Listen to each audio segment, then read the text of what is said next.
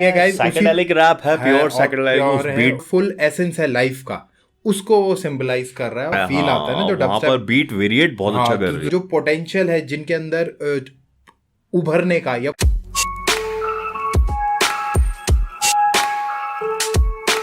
तो क्या चाल दगड़ियों, welcome to our YouTube channel we are Juyal brothers. Hi, I am Pratyush Juyal and this is Akshay Juyal and you watching hip hop reactor radio. Hey guys, what's up, क्या हाल चाल है आपके। मैं उम्मीद करता हूं आप सभी लोग मस्त होंगे, अपने अपने घरों में स्वस्थ होंगे and hip hop reactor radio के साथ जबरदस्त होंगे। हे H2R2 फैम, हम वापस आ चुके हैं बिल्कुल नए और बिल्कुल फ्रेश रिएक्शन वीडियो के साथ। एंड गाइस, आज हम दोबारा से 555 फ्रॉम नेप हॉप वर्ल्ड जो आर्टिस्ट हैं उनका एक गाना लेके आए हैं जिसका नाम है आगो को झिलका। राइट, ये गाने के लिए बहुत फरमाइश आ रखी थी गाइस, तो हमने कहा चलो इस गाने को भी पिक कर लेते हैं और आज हम करते हैं इस पे रिएक्ट। तो गाने की बात नाम मैं आपको बता चुका हूं। इस गाने के लिरिक्स कंपोजिशन 555 के द्वारा है, produce by beat by hype, direction और एडिट करा है दर्शन पोखरेल ने। और गाइस आपको पता ही, अब काफी दिन से हम इनके गानों पर रिएक्ट कर रहे हैं, तो आर्टिस्ट तो ये बहुत तगड़े हैं, अपनी बातों में थोड़ा सा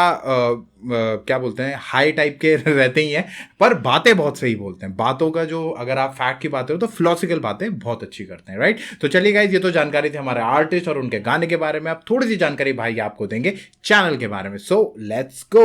सो guys, we are back once again. और भाई नेप हॉप इस बार हम फिर से 555 का एक नया ट्रैक आपके सामने लेके उपस्थित हुए हैं, तो होप आप हमारे रिएक्शन एंजॉय करेंगे। पर उससे पहले अगर आपने हमारा चैनल सब्सक्राइब नहीं किया गाइस, तो हमारा चैनल सब्सक्राइब कीजिए, रिंग द नोटिफिकेशन बेल, ताकि आपको हमारे वीडियो की नोटिफिकेशन सबसे पहले मिल सके। और गाइस, हम अक्रॉस द प्लेटफॉर्म्स, हम सारे प्लेटफॉर्म्स पर हिप हॉप रिएक्टर रेडियो नाम से उपस्थित हैं, तो जाके हमें वहां भी फॉलो करिए। और अगर आप पॉडकास्ट सुनना पसंद करते हैं तो लिंक हम डिस्क्रिप्शन में दे देंगे गाइस, तो चेक इट आउट गाइस। और टाइम वेस्ट करे बिना सीधे चलते हैं गाने की तरफ एंड करते हैं रिएक्ट। Let's react. 555 आगो को झिलको।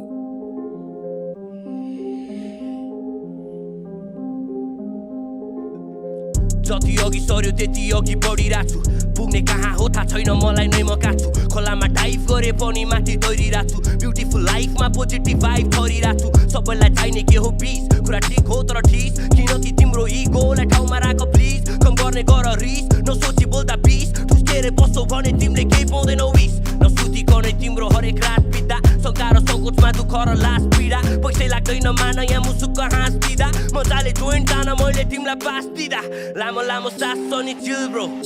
पफ पफ पास पोजिटिभिटी नै फिल भो। केही कामै छैन पहाड बनाएर दिलको, यो ब्रह्माण्डमा हामी केवल आगोको झिल्को। लामो लामो सास अनि चिल ब्रो, पोजिटिभिटी नै फिल भो। केही कामै छैन पहाड बनाएर दिलको, यो ब्रह्माण्डमा हामी केवल आगोको झिल्को। क्या बीट वेरिएशन हुआ है भाई।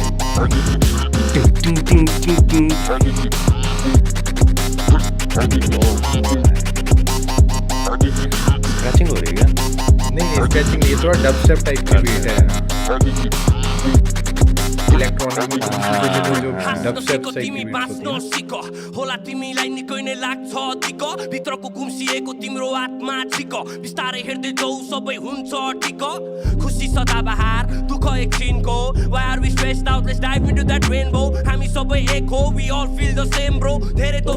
जैसा कि इनकी थीम रहती है गाइस, साइकेडेलिक रैप है, प्योर साइकेडेलिक बीट भी उसी तरीके की है। और वही है, वही शायद जितना हमें लग भी रहा है वो पूरी तरह से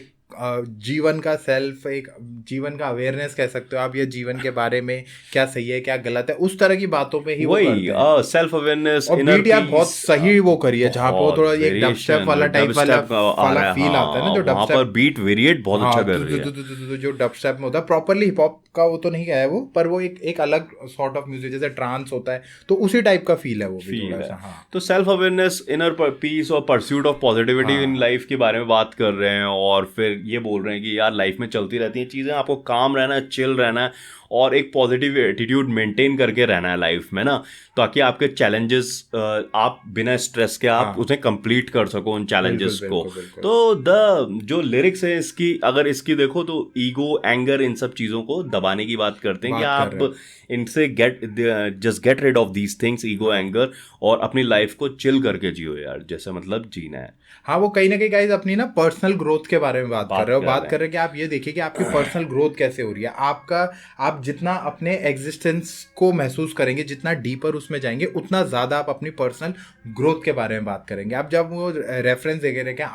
आगो को छिलको जो उन्होंने नाम रखा हुआ है, हाँ झिलको जो उन्होंने नाम रखा हुआ है, वो सिंबलाइज मतलब यही कर रहा है कि जो एक पावरफुल एसेंस है लाइफ का, उसको वो सिंबलाइज कर रहा है। और उसी के बारे में वो सजेस्ट भी कर रहा है कि जितनी भी छोटे छोटी चीज़ें इस वास्ट इतना बड़ा यूनिवर्स है, इसमें जो छोटे छोटे स्पार्क टाइप के होते हैं या जो पोटेंशियल है जिनके अंदर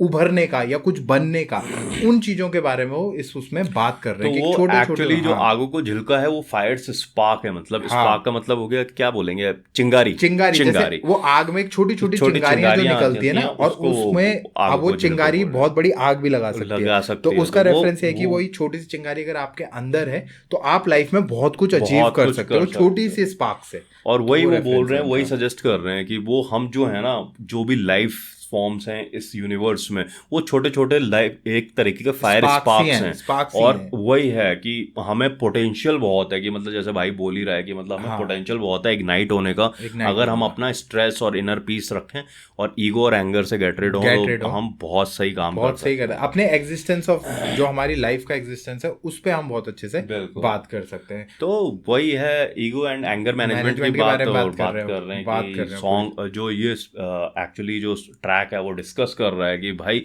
जो आपकी पर्सनल ग्रोथ है वो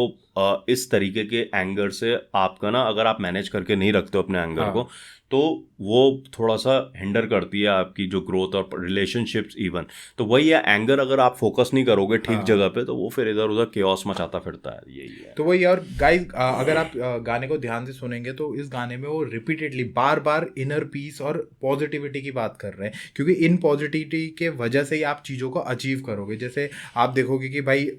कई बार हम लोग इसी चीज़ को करने के लिए डीप ब्रेथ लेते हैं, काम रहिए अपनी चीज़, मतलब जिस चीज़ पे आप फोकस कर रहे हैं उसके उस पर ध्यान दीजिए, और ज़्यादातर अपना ना पॉजिटिव वाइब्स फैलाइए, अपने आसपास पॉजिटिव वाइब भी रखिए और पॉजिटिव वाइब्स को करिए। और जब भी आपको लगे कि आप एंग्शियस हो रहे हो बहुत, तो एक लंबी सी सांस लीजिए, अपने आप को काम रखिए और फिर ऐसे करके आप आगे बढ़ते जाइए। तो इससे क्या होगा कि एक तो आपका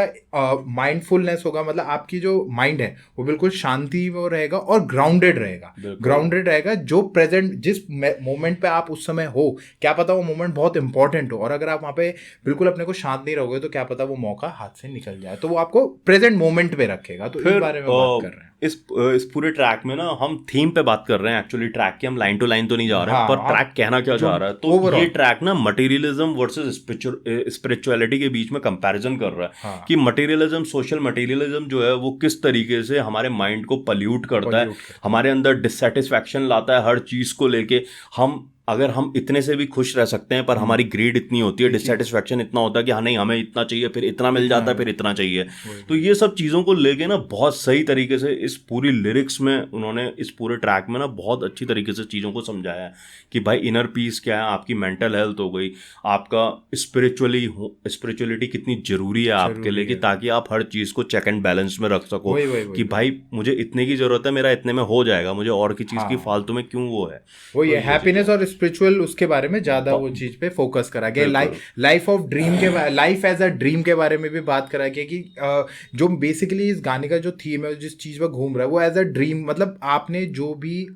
अपनी लाइफ पे ड्रीम रखा, अब life might be like a dream और एन इल्यूजन। अब जो लाइफ है वो या एक ड्रीम भी हो सकती है या एक इल्यूजन भी हो सकता है कि भाई ये ऐसा है या नहीं है। तो यहाँ पे वो थोड़ा दो तरह की बात मुझे लग रहा है, कह रहे हैं ना, कि इनके मोर रिलैक्स्ड अप्रोच। और लाइफ के लिए ना यार जितने स्ट्रगल आ रहे हैं,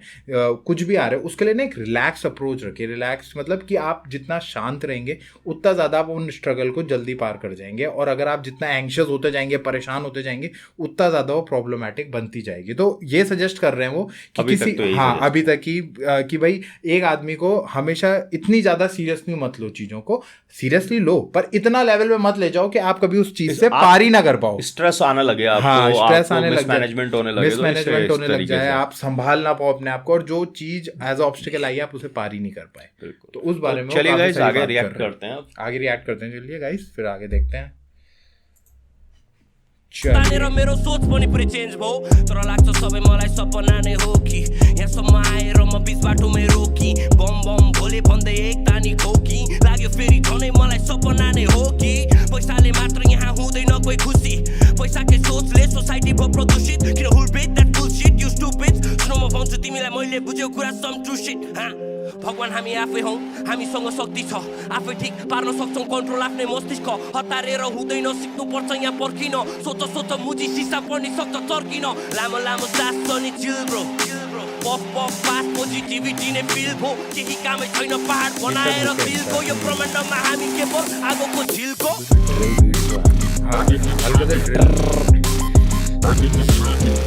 और वो ट्रांस और उसका तो रहता है और जितने वो आपको सारे ट्रांस और साइकेडेलिक बीट्स जो होती है ना उनमें ये चीज़ रहती है जो ये पार्टीज में आपका रेव पार्टीज में बहुत यूज होती है वो सारी ये जो इस तरीके का चल रहा है ना डब स्टेप टाइप का जो इलेक्ट्रॉनिक चल रहा है हाँ ये इलेक्ट्रॉनिक ये सब इलेक्ट्रॉनिक म्यूजिक का ही पार्ट है तो ये ब्लेंड बहुत अच्छा करते हैं मतलब इनके जो बीट प्रोड्यूसर है ना वो इस तरह की पोखरेल करते हैं ना शायद तो काफ़ी अच्छे से ये चीज़